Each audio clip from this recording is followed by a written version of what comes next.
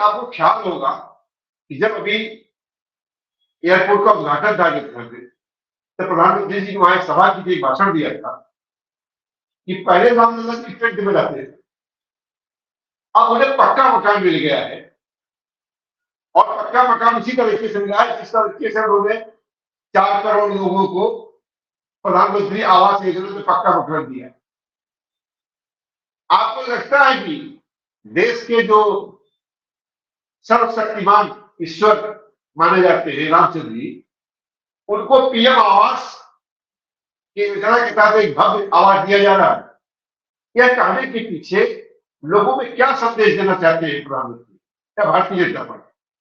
किस तरीके से वो राम को और इस मंदिर को राजनीति का प्रतीक बना करके आगे बढ़ रहे हैं, इस पर मैं आपकी टिप्पणी चाहूंगा। जी नमस्कार ब्रजेश जी। जहां तक आपने पीएम आवास योजना की बात की, पहले तो मैं ये क्लियर कर दूं कि 2 करोड़ मकान से ज्यादा अभी तक दिए नहीं गए हैं। 4 करोड़ तो आप भूल जाइए। और 4 करोड़ मकान देने की उनकी मंशा थी, पर ना फंड्स थे उनके पास, ना स्टेट्स के साथ उनकी कोऑर्डिनेशन थी। और 2 करोड़ मकान जो दिए गए हैं वो प्रधानमंत्री आवास योजना में कोई मोदी जी के घर से नहीं गए हैं, वो हमारे टैक्स के पैसे से गए। और जो राजस्व सरकार के पास आता है वही वो खर्चा करती है, और उसके अलावा वो बैक बोरो स्टील भी करती है। पूंजीपतियों से तो पैसा चुराती नहीं है, किसानों से पैसा चुराती है। आत्मजीत भाई, मैं अगर कहें तो एक और लाइन उसमें ऐड कर दूं कि ये प्रधानमंत्री आवास योजना इनका एजेंडा, इनकी योजना नहीं है। वो इंदिरा आवास योजना का नाम बदल दिया है। वो इंदिरा गांधी के नाम पे चल रहा था पहले से। जी जी। राइट टू फूड सिक्योरिटी भी, वो 80 करोड़ लोगों को जो 5 किलो राशन जा रहा है, वो भी राइट टू फूड सिक्योरिटी जो है वो कांग्रेस के समय की देन है। राइट टू इंफॉर्मेशन एक्ट का उन्होंने क्या हाल किया ये सब जानते हैं। और right to constitution, right to self determination और right to freedom of speech, उसका क्या हाल है आप जानते हैं। ग्लोबल पॉवर्टी इंडेक्स में हमारा स्थान अब कहाँ पहुंच गया, ये भी सब लोगों को रोज देखने को मिल जाता है। तो प्रधानमंत्री आवास योजना के तहत अगर राम मंदिर बनाया गया है या रामलला को टीन शेड से जो है पक्का घर दे दिया गया है, तो वो रामलला को उस घर की जरूरत थी नहीं या थी, उन्होंने एप्लीकेशन दी थी या अप्लाई किया था, उसको भी पूछ लेना चाहिए कि रामलला ने अप्लाई किया था, भैया हमें घर बना के दो। और रामलला क्या मतलब, उस राम मंदिर में ही उनकी प्राण प्रतिष्ठा होगी, बाकी किसी के घर में राम नहीं बसते हैं, किसी के दिल में राम नहीं बसते हैं, किसी के मन में राम नहीं बसते हैं। ये तो एक आपको बताएं कि नरेशन चल रहा है, और ये नरेशन क्यों चल रहा है, उसके पीछे का राजनीतिक कारण क्या है, जो आपका दूसरा सवाल था उसका उत्तर देना मैं चाहूंगा। कि हमारे देश में विचारधारा की जो बुनियाद की ईंटें हैं वो इंक्लूसिवनेस की।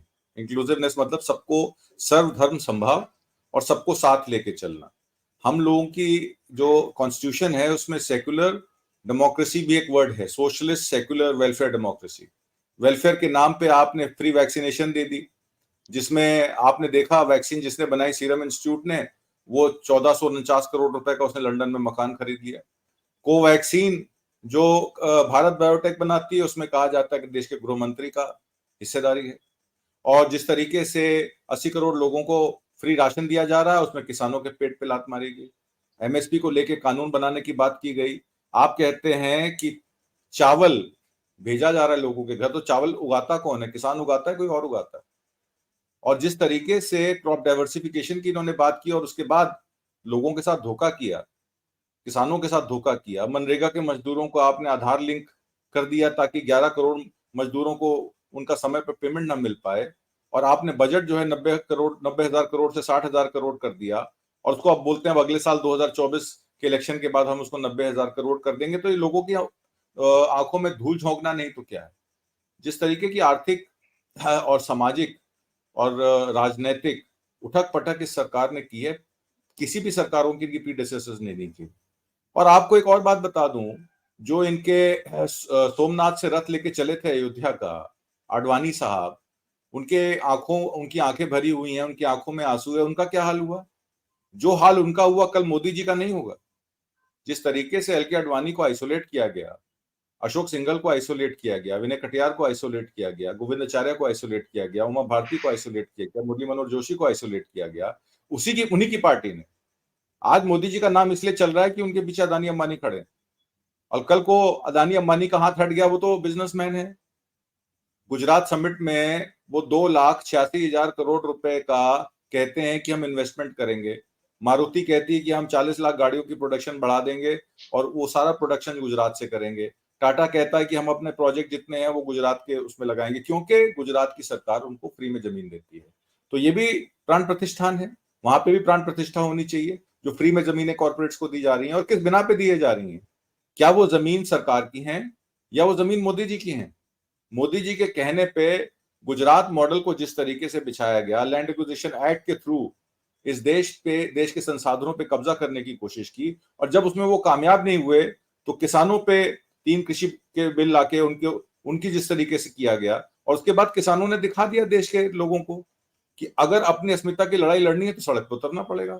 सड़क पे नहीं उतरोगे तो लड़ नहीं सकते। वो उतरे, सड़क पे लड़े। अब 13 फरवरी को फिर किसान आ रहे हैं दिल्ली में एमएसपी की लड़ाई लड़ने। क्या करेंगे फिर मोदी जी?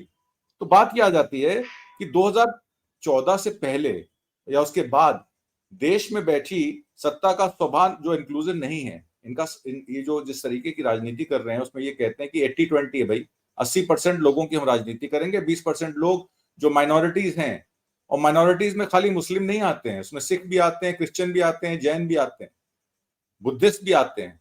आज वो मुस्लिम को टारगेट कर रहे हैं, अब सिख को टारगेट करना शुरू कर दिया उन्होंने खालिस्तान के नाम पे।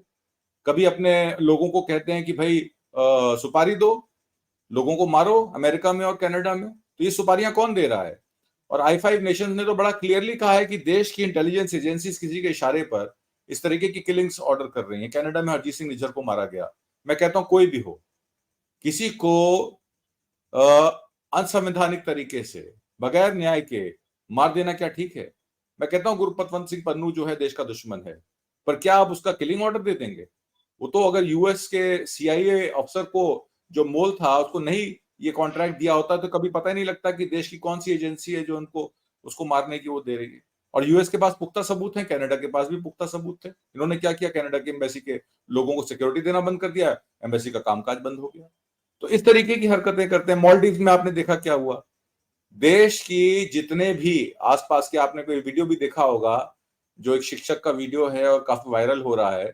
उन्होंने कहा कि पहले श्रीलंका, फिर बांग्लादेश, फिर मालदीव, फिर आपका नेपाल और फिर भूटान, सबसे रिश्ते खराब कर लिए, सब चाइना की तरफ चले गए।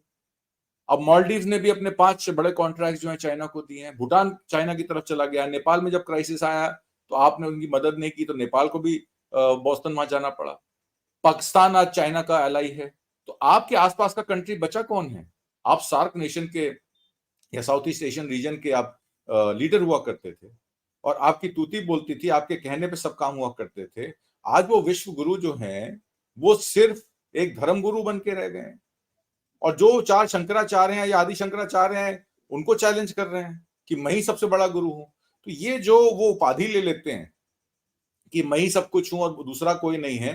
पहले तो वो इकोनॉमिस्ट बने, मनमोहन सिंह की जगह उनके पास डिग्री नहीं थी तो उनकी इकोनॉमी फेल हो गई, डिमोनेटाइजेशन भी फेल हो गई, जीएसटी भी फेल हो गया और जीडीपी की ग्रोथ भी फेल हो गई। जो 9-9.5% पे जीडीपी ग्रो कर रही थी आज 5-5.5% पे ग्रो कर रही है। फिर इन्होंने कहा कि मैं पीवी नरसिम्हा राव की तरह जो है वो रखता हूं, हिम्मत रखता हूं और मैं एफडीआई लेकर आऊंगा, पर वहां भी वो फेल हो गए क्योंकि उनके पास नीति नहीं थी, नियति नहीं थी। आज वो गुजरात में करते हैं अपना समिट और वहां पे सऊदी अरेबिया के किंग को बुलाते हैं। कितनी इन्वेस्टमेंट ले ली उनसे? अगर आपको मुस्लिम समाज के लोगों से इतनी घृणा है तो आप क्यों सऊदी अरेबिया जाते हैं? क्यों आप यूएई जाते हैं? क्यों आप पाकिस्तान जाके नवाज शरीफ की बिरयानी खाते हैं? तो ये तो डुअल राजनीति है। देश की सारी संवैधानिक संस्थाओं पर इस सरकार ने कब्जा किया। आप कोर्ट के फैसले को माने या ना माने, लेकिन ये तो वो फैसला गलत है कि सही है, इसका निर्णय तो हमारा विवेक करेगा ना। मान लीजिए आज सुप्रीम कोर्ट फैसला करती है किसी भी चीज पर, चाहे वो इलेक्शन कमीशन पर हो, इलेक्शन कमीशन पे फिर अब सुप्रीम कोर्ट का आ गया है कि अप्रैल में उन्होंने कॉल किया गवर्नमेंट को कि आपने क्यों सीजीआई को हटाया इलेक्शन कमिश्नर और चीफ इलेक्शन कमिश्नर के अपॉइंटमेंट। सरकार को जवाब देना पड़ेगा, अब चाहे वो इलेक्शन से पहले दे या इलेक्शन के बाद दे। महाराष्ट्र के विधानसभा का स्पीकर का मामला हो, सुप्रीम कोर्ट के जजों की नियुक्तियों का मामला हो, कोलेजियम का मामला हो या और कोई मामला हो, ये सरकार जो है वो सत्ता के पक्ष में जो फैसले हो रहे हैं इस पे चुप है। वो इसलिए चुप है कि वो अंदर खाते ये काम कराती है, लोगों की कनपट्टी पे बंदूक रख के, पैसे के प्रलोभन से, पद के प्रलोभन से इस तरीके के वो काम करती है।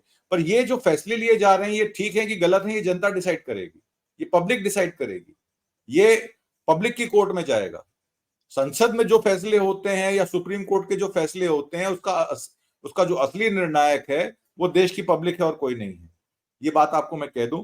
दूसरी बात यह है कि देश को अगर आपने सेक्युलर तरीके से चलाना है, देश में विकास करना है, देश में जीडीपी ग्रोथ करनी है, तो सबको साथ लेके चलना पड़ेगा। आप यहां कोई फिलिस्तीन इजराइल नहीं बना रहे। हम जाते हैं इजराइल को सपोर्ट कर देते हैं, वो फिलिस्तीन में बम दाग रहा है, कल को क्या यहाँ इस देश में फिलिस्तीन बन जाएगा? क्या इस देश में टू नेशन थ्योरी फिर से करने की कोशिश कर रहे हैं? सिंध की सरकार ने 1937 में हिंदू महासभा ने मुस्लिम लीग के साथ टू नेशन थ्योरी का पहला प्रोपोगेशन दिया था। ये वही हिंदू महासभा है जो जनसंघ थी और जनसंघ आज बीजेपी हो गई। ये फिर टू नेशन थ्योरी दे रहे हैं कि देश का 20% मुसलमान जो है, जो माइनॉरिटी है, इस देश को बिलोंग नहीं करता, वो जहां से आए वहां वापस चले जाए। फिर वो सीए के नाम पे और यूनिफॉर्म सिविल कोड के नाम पे ये कहते हैं कि जो वहां के बाहर के हिंदू हैं, बुद्धिस्ट हैं, जैन हैं, सिख हैं, उनको तो हम ले लेंगे, मुसलमानों को हम नहीं लेंगे, क्योंकि वहां की जो सरकारें हैं वो क्या नाम है आपकी ये इस्लामिक स्टेट्स, वो बांग्लादेश को इस्लामिक स्टेट का नाम देते हैं। बांग्लादेश देखिए कहां से कहां निकल गया जीडीपी ग्रोथ में। पाकिस्तान को इस्लामिक स्टेट का नाम देते हैं, माइनॉरिटी को कहते हैं, वहां पे माइनॉरिटीज का जो है वो होता है। किसी हद तक उनकी बात सच भी हो सकती है, पर इसका मतलब ये नहीं है कि आप सेग्रीगेशन करें कि किसका प्रताड़न हो रहा है और किसका प्रताड़न नहीं हो रहा है। हर आदमी को 20% को सेकंड क्लास सिटीजनरी को बनाना, उनके वोट को इनवैलिडेट करना, राम मंदिर के नाम पर ये सिर्फ एक घृणा का माहौल फैला रहे हैं पूरे नॉर्थ में। गुजरात में तो गुजरात मॉडल चल रहा है, वहां तो गुजरात वाइब्रेंट मॉडल चल रहा है, वहां तो इन्वेस्टमेंट आएगी तभी गुजरात आगे बढ़ेगा। वो तो गुजरात का विकास मॉडल है या डेवलपमेंट मॉडल है। वहां हाई स्पीड ट्रेन भी आएगी, वहां गिफ्ट सिटी भी आएगी, वहां ग्रीन एनर्जी का स्टोरेज भी यूनिट भी बनेगा, वहां मैन्युफैक्चरिंग भी होगी। गुजरात में क्यों नहीं बनाते रामेश्वर में मंदिर? वहां बनाए ना मंदिर, और वहां कहें कि राम मंदिर राम ही डिसाइड करेंगे। नॉर्थ में क्या है, हिंदी पट्टी में लोग यहाँ पे भोले बाले हैं, लोग यहाँ पे धार्मिक अनुष्ठानों में बिलीव करते हैं। तो हिंदी पट्टी में राजस्थान, मध्य प्रदेश, बिहार और उत्तर प्रदेश और उससे जुड़े 2 राज्य छत्तीसगढ़ और तेलंगाना, इसमें राम के नाम पे सबको राममय कर दो, वोट अपने आप मिल जाएगा, डेवलपमेंट करने की जरूरत नहीं है।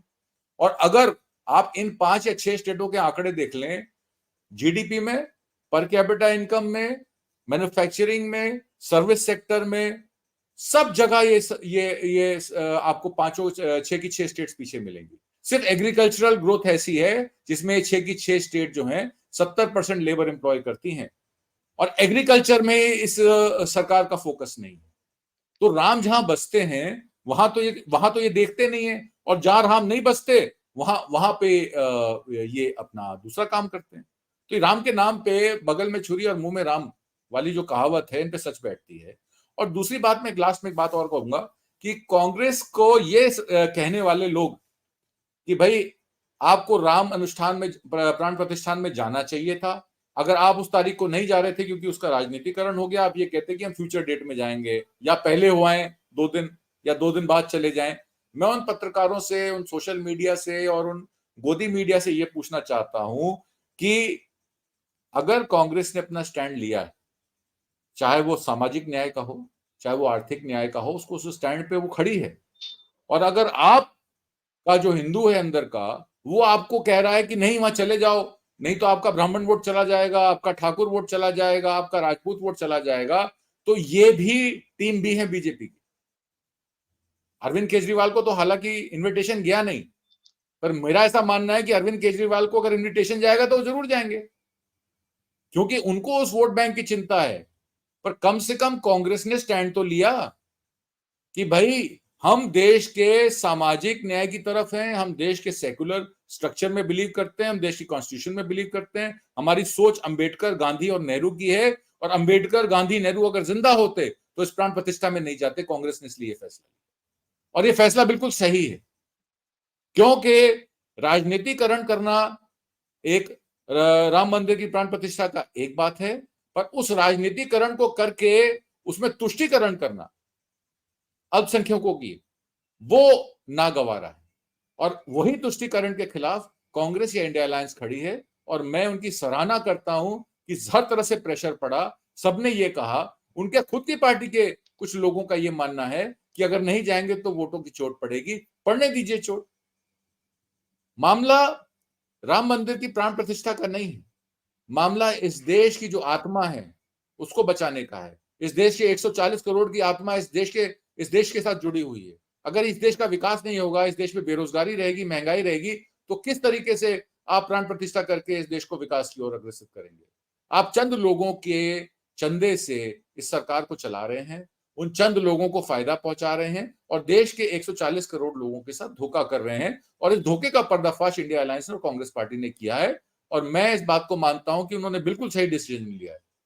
और पब्लिक को इस बात को समझना चाहिए कि राम मंदिर की प्राण प्रतिष्ठा इस देश को विकास की ओर अग्रसर नहीं करेगी। इस देश में काम करने के लिए आपको डिग्री चाहिए, मर्यादा चाहिए, विजन चाहिए, एजुकेशन चाहिए। इस सरकार के पास ये चारों चीजें नहीं।